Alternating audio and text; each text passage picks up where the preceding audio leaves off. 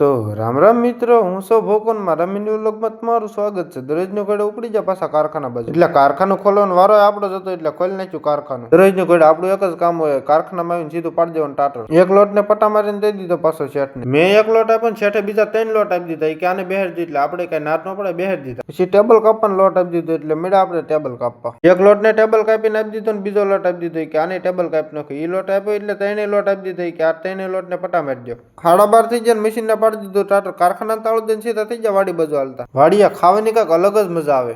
ખાઈને ઉભા થયા એવું જ બાપાએ કહી દીધું કે મોટર બંધ કરી આવો, ન કરી કે તને ઘરે આવવાનું બંધ કરી દઈશ. મોટર બંધ કરીને આવીને વાડીએ ઉઠતું જ મધ. એટલે 2 વાગી જાય એટલે ઉપડી જાય કારખાને પગપાળા. કારખાને પહોંચી જાય ત્યાં કોઈ કારીગર જ નતા આવ્યું. ઓફિસમાં કઈ કામ નતું એટલે વે આપણે તળિયા મારવા. 5 હીરાન તળિયા માર્યા કે ભાઈબંધને કહી દીધું પાણી કળશો ભરતો આવજો. 3 વાગી જાય ને શેઠનો છોકરો આવી ગયો સા લઈને. પછી 10 હીરાન તળિયા માર્યા ભૂખો હતો ને લજી ગઈ એટલે વે 2 ભાઈ નાસ્તો કરવા. અમારે તે કારખાના પવન છકો મારી દીધો, લાઈટ ની ઉપાધિ નહીં. 10 હીરાન તળિયા મારી દીધા ને દઈ દીધા બીજા 10 હીરા. કારખાનેથી ઘરે જતા હતા મળે કે કાકાની ગાડી. ઘરે પહોંચી જાય વાળું મતી કાશી કઢી બાજરાનો રોટલો ને છાશ.